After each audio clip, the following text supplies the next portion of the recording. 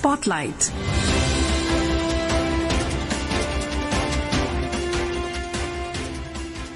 This is Akashwani. In the program Spotlight, we now bring you a discussion on key bills to be tabled in the winter session of Parliament. The participants are Chetan Chauhan, senior journalist, and Nilab Shrivastava, journalist. The Parliament today got off with its winter session. As we all know that the session this time starts till December 19th, where we'll have 15 sittings in all. And as we all know that the Parliament sessions are meant to transact important government business apart from other important things that are happening across various parts of the country. So as per the business that has been charted out for both Lok Sabha and Rajya Sabha, we know that there are several important bills listed, majorly economic bills. And these bills with regard to including a bill to amend the insurance laws, and as it happens, number of bills that are also with regard to increase the FDI limit in the insurance sector. Then also the government will also pitch in for the supplementary demand for grants for the year 25-26. And apart from that, we have the Central Excise Amendment Bill, the Health Security National Security Cess Bill. This is to be introduced by the Finance Minister, which has been introduced in Lok Sabha today. And as we all know that the start of any session, the Prime Minister gives a statement to the press. He did so today morning. So before we get into what exactly the bills are, let us listen to what the PM had to say. साथियों, ये शीतकालीन सत्र ये सिर्फ कोई ritual नहीं है.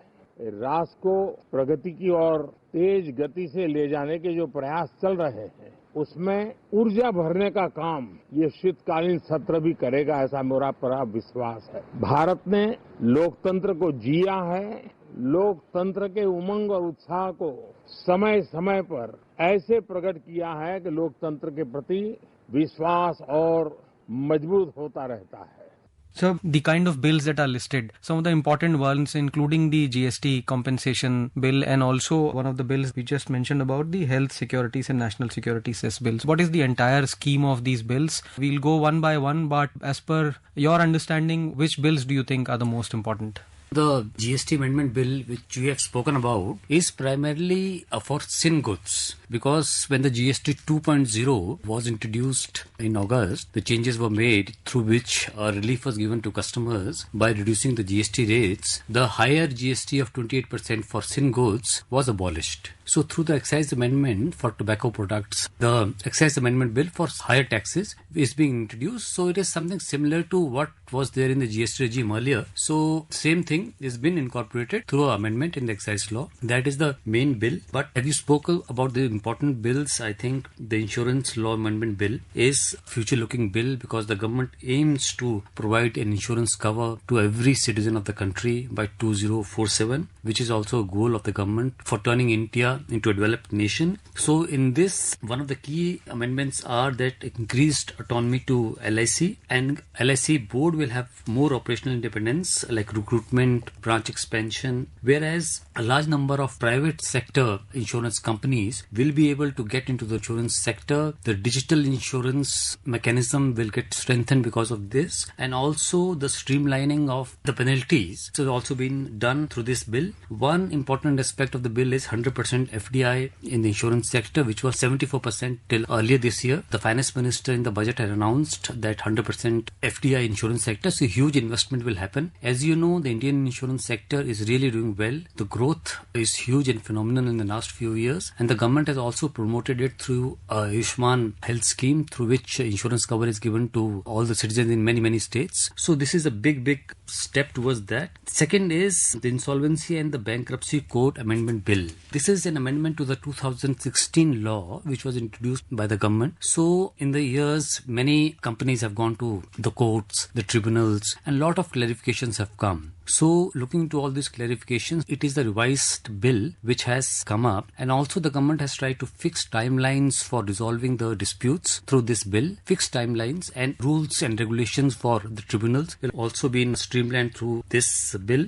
As you also mentioned in the Health Securities and National Security Cess Bill, I just would want to say the government has issued a statement or the reasons to bring this. This was basically to augment the resources for meeting the security expenditure on national security and for public health, and levy a cess for the said purposes on the machines installed or other processes undertaken by which the specified goods are manufactured or produced. So absolutely, as what you have said, just to supplement that. Also speaking about the Jan Vishwas bill. This bill is basically for ease of living and ease of doing business. So many of these norms have been simplified. The punishment, the jail term, many cases have been removed and has been changed into penalties. So it has become much more clarity has been brought in these laws so that the people can do the business without any fear of law. So this is primarily because of ease of doing business. But one important bill which is coming in this session is not related to economy, it's related to education. This is the Higher Education Regulatory Authority Bill. This is the unifying command for the entire higher education section except law and medical education. So the University Grants Commission, NCTE and some other regulators in higher education are being subsumed by this higher education regulator, and it will have primarily 4 wings, which includes accreditation body, fund granting body. An overarching kind of a body? Overarching body it will be, and it will primarily be an autonomous body. The government control over this will be very less, and it will also bring in the transparency in the higher education sector, and it will boost to the higher education sector. The private sector, which has been facing a lot of difficulties because of this, will find it much more easier to enter the higher education sector. So I think this is a very important bill. It will transform how the education functions in this country, and the government regulation will be less. Expert regulation would be there. So it is, I think, a very important bill which is coming to reform at the higher education sector. Going forward, I also was looking at the proceedings of the day today, and the Manipur Goods and Services Tax Amendment Bill. This has been put in the Lok Sabha. It was passed also. This is basically because the Manipur is under President rule. Any law for the state has to be passed by the Parliament, which is in case of any state which is under President rule. So this was a normal amendment bill as per the state requirements, because many of the state assemblies have passed similar laws for the GST amendment in the past. So I think it was a normal bill, and without any hue and cry it was passed in the Lok Sabha, and I don't see any reason that it will not get cleared in Rajya Sabha also. Right. Is this part of the GST 2.2 reforms? It is part of it because, many of the processes, many of these things have to be streamlined in the states also. Because the GST reduction, many of them have to be streamlined in the state laws also. So those amendment was brought. We also have the National Highways Amendment Bill and the Corporate Laws Amendment Bill. Some other bills that are also part of the current winter session. Yeah, the Corporate Law Amendment Bill, basically to amending the Corporate Companies Act 2013 and Limited Liability Partnership Act 2008 to facilitate ease of business and remove certain gaps as per the report of Company Law Committee in 2022. So basically what it does is it modifies punishments for certain offences for fraud and false statement under the Company Act. It basically brings it uniformity in the 2 laws on this, and also the changes which have been brought in the insolvency and the bankruptcy reforms are being incorporated in the company's law. So it is to making it same, all the laws on a simple platform. So the government has brought in this amendment, which was necessary, because if you amend one law, you have to amend the subsequent laws also, which are similar provisions. Because to bring in uniformity. Yeah, and because insolvency law, if you bring in changes, company law, you have to bring in changes because they have to be same. Otherwise, there can be a legal issues on that. Before we go ahead, let us listen to Prime Minister again with regard to the proceedings that were taking place in the House today. ये सत्र संसद देश के लिए क्या सोच रही है, संसद देश के लिए क्या करना चाहती है, संसद देश के लिए क्या करने वाली है, इन मुद्दों पर केंद्रित होनी चाहिए. विपक्ष भी अपना दायित्व निभाए, चर्चा में ऐसे मुद्दे उठाए, मजबूत मुद्दे उठाए, पराजय के निराशा में से बाहर निकल करके आए. लेकिन मेरा सभी दलों से आग्रह है कि शीतकालीन सत्र में पराजय की बौखलाहट का वो मैदान नहीं बनना चाहिए, और ये शीतकालीन सत्र विजय के अहंकार में भी परिवर्तित नहीं होना चाहिए. बहुत ही संतुलित तरीके से जिम्मेवारी के साथ जनप्रतिनिधि के रूप में देश की जनता का हमसे जो अपेक्षाएं हैं उसको संभालते हुए हम आगे के लिए सोचें, जो है उसको कैसे अच्छा कर सके, अगर बुरा होता है तो उसमें सटीक टिप्पणी कैसे कर सके ताकि देश के नागरिकों का भी ज्ञानवर्धन हो.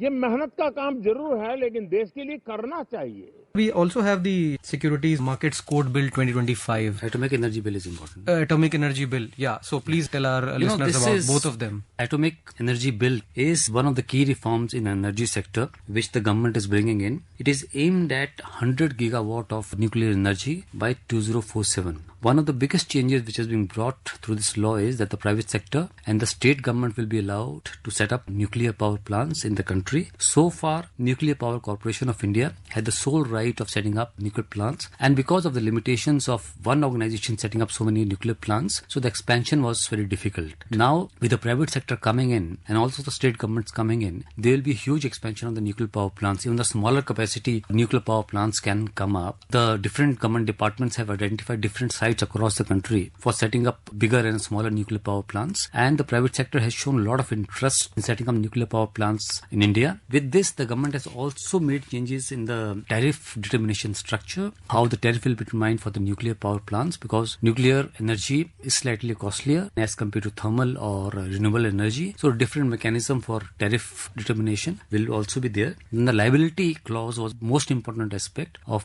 given the sensitivity of this sector. Yes. Right. So they have streamlined the liability clause in this, and they have also brought in certain clarifications on the liability clauses which were under the separate liability law which is there for the nuclear installations in the country as per the global norms. So they have brought some clarifications so that the technology from abroad can come in and private sector can participate in a bigger way. So basically this is a step towards energy security for the country. Energy security, and also because under the climate change regime we have set a goal of net zero by 2070 emissions. And also we are looking at increasing our share from the renewables, and it is pollution free source. So without even nuclear power, very less nuclear power, we were on the track to meet the Paris climate deal objectives for 2030. I think we have already met most of it, very little remaining. By 2026 we will be meeting all the goals. But the mission of the government and the Prime Minister is that we have to do much more so that we can become leaders globally on climate mitigation and new energy sector which the government is promoting in a big way.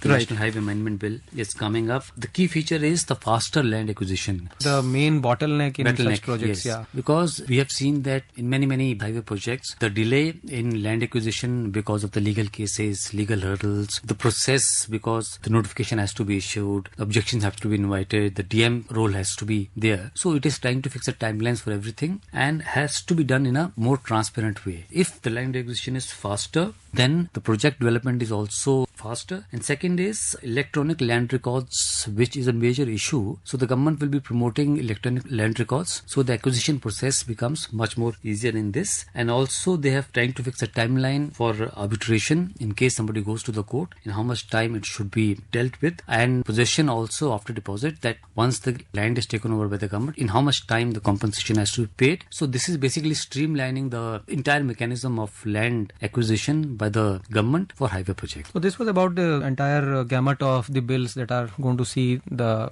light of the day in the next few weeks. December 19th is when the Parliament will have its last sitting. Going beyond this, the current situation in the House, we have seen adjournments happening today. So how do you think the government will do its business and the opposition will keep its point? So how do you think that the House would be functioning? As you have seen in last many sessions, the session starts with a very noisy note, and then subsequently the business happens. Normally I've seen that the first week is really very noisy. From second week the business starts. The opposition this time is raising SIR issue, which I think the government will be willing to discuss. I must bring in, just before coming for this interaction, the Union Minister for Parliamentary Affairs, Mr. Kiran Rijiju, has said that the government is considering it. It has not rejected this contention of the opposition. Yes, I think the government is also, because the SIR experiment or the SIR first review in Bihar went off very peacefully. None of the opposition parties filed any huge number of objections. There were not any objections from the people also, so which indicates that the SIR process in Bihar was very streamlined and very smooth. Though the opposition is trying to raise political brouhaha over it, I think none of the bills are controversial, so we'll see a smooth ride. Thank you so much for sharing your points. Thank you. You were listening to a discussion on key bills to be tabled in the winter session of Parliament. The participants were Chetan Chauhan, senior journalist, and Nilab Shrivastava, journalist. This program was produced and presented by the News Services Division of Akashwani. You can listen to it on our mobile app, News on AIR. This program is also available on our YouTube channel, News on AIR Official. You may share your feedback about this program through email at airnsttalks@gmail.com or WhatsApp on 9289 094044. Spotlight.